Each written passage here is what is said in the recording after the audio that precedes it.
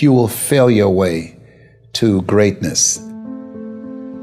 Most people allow their fear of failure to outweigh their desire to succeed. When you're willing to fail again and again and again, when you make up your mind to become unstoppable, when you make up your mind to become a no matter what person, then that will then give birth to a part of yourself that you don't know right now. Imagine, if you will, being on your deathbed and standing around your bed, the ghost of the dreams, the ideas, the abilities, the talents given to you by life, and that you, for whatever reason, you never went after that dream. You never acted on those ideas. You never used those talents. You never used those gifts. And there they are standing around your bed looking at you with large angry eyes saying, "We came to you, and only you could have given us life. And now we must die with you forever." See, most people stop short of their dreams and park and get off the highway of life because of the rejections of life. You will always be rejected. It's no big deal. Jack Canfield said rejection is a myth. It's not like when somebody says no and then they slap you. No, it's just, to me, make no your vitamin. Get excited about the no. Why? Because every time someone says no, that brings you another step to a yes. You're getting closer. Trust me, you will win if you don't quit. You will win if you don't quit. Even a broke clock is right twice a day. As you go through the challenges of life and you look at it and embrace whatever comes to you, don't run from it. Step toward it. Don't try and duck it like most people do. See, most people want it easy. See, easy come, easy what? Easy go. See, but when you go at what you're going to deal with and you deal with the difficulties of it, when you handle those hard things close at hand, making those hard decisions right now that you don't want to make, learning those things that you don't like to do, but you know that in order for you to get where you want to go, this is one of the hoops that you have to flip through. And I'm saying to you, whatever you got to do, do it, because if you don't, life is going to whoop you until you surrender. You have something that you brought to the universe, and that if you decide that my life deserves my developing this what I do well, and becoming the best at it, and mastering myself, and seeing what I have within me, if you decide to drop your buckets where you are and develop your gifts, I grant you, you'll never ever be without. I grant you that your gifts will take you places that will literally amaze you. I grant you that if you begin to work to develop your gifts, you'll develop a strong sense of happiness. You'll get a larger vision of yourself, because part of beginning to get a larger vision of yourself, all of us need some area of our lives where we can have a feeling of competence. That people know when they think about this area, that's something you do. That you eat and sleep that. And that you do that. You do that. Changing is not easy. That changing your life, changing habits, reinventing yourself, picking yourself up after life has knocked you flat on your back. I've got to say, when life knocked you down, try and land on your back, because if you could look up, you could get up. Well, that sounds cute, but that's not easy. When I was diagnosed with prostate cancer 17 years ago, that first time that happened, I said, hey, I can handle this. Then when it came back a year later, last year, 17 years later, and this time it metastasized to 7 areas of my body and ate 40% of my T1 vertebrae. Now the stakes are higher. It's this life saying, okay, Mr. Motivator, you beat cancer the first time. What you gonna do now? I started laughing. When the doctor told me, he said, why are you laughing? Are you in denial? I said, no.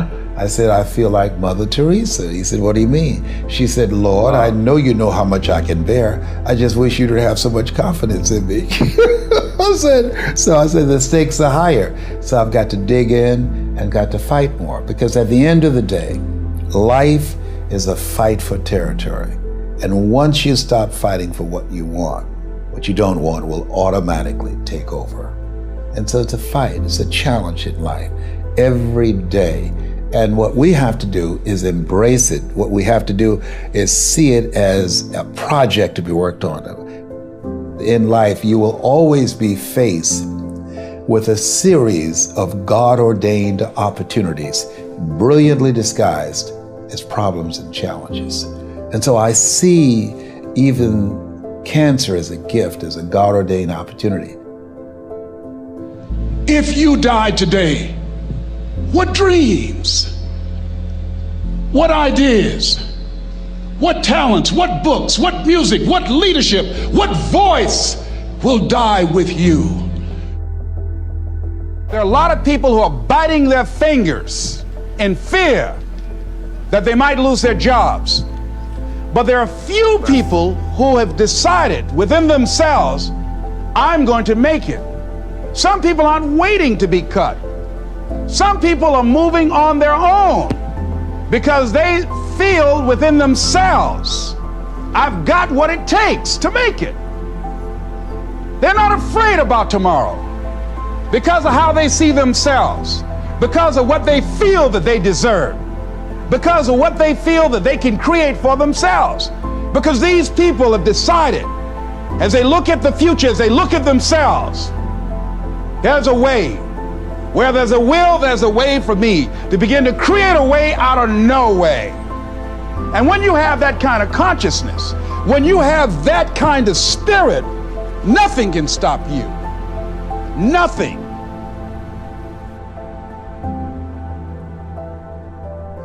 There's no secret to success. There's a system to success. And no matter what organization you become a part of, the system works if you work it. If you don't work it, it won't work. But it works if you work it. And that's one 4-letter word that most people don't like. They're not willing to work. There are winners, and there are losers, and there are people who have not discovered how to win. And all they need is some coaching. All they need is some help and assistance, just a little support. All they need is some insight or a different strategy, a plan of action to make some adjustments that will open up the key to a whole new future for them, that will give them access to the unlimited power that they have within themselves. That's all that they need. So what I want you to do is think about something you want for you, that's real for you, that's important for you, that will give your life some special meaning and power. And I don't even want you to say, I can do that. I don't want you to assume that. See, 5 years ago when I started out in this area, I would not have been able to make the mental leap that I would be up to where I am right now. I don't want you to begin to just psych yourself out. No. I want you to be able to say something to yourself that will enable you to maintain a level of integrity with yourself. That when you say this, even when you face tremendous setbacks, it will be a benchmark to keep you in the game, to keep you moving forward and experimenting and readjusting your strategy and your plan of action, continuously looking for ways to win. I think we have to reflect on, who am I? Why am I here? What drives me? If I died today, what 3 words would I want said about me if I died today? You know, what is it that defines me? You know, and how do I define myself? So I went to the next mode necessary to start talking to people and seeking and asking for what I wanted and leveraging relationships and trying to find out, how do the people do it that went ahead of me? How do they do it? And then what is it I need to do? How is it I need to train myself, to develop myself? What's the resources that will be required in order to make it happen? And as I start seeking out and asking questions, I started running into people who said, I know someone who can help you do that. And they helped me get connected with those people. Remember, we have so much energy that can take us so far. It's necessary that you hook up with some other energy that can take you to the next level. I hooked up with them. They said, let's go. I said, away we go.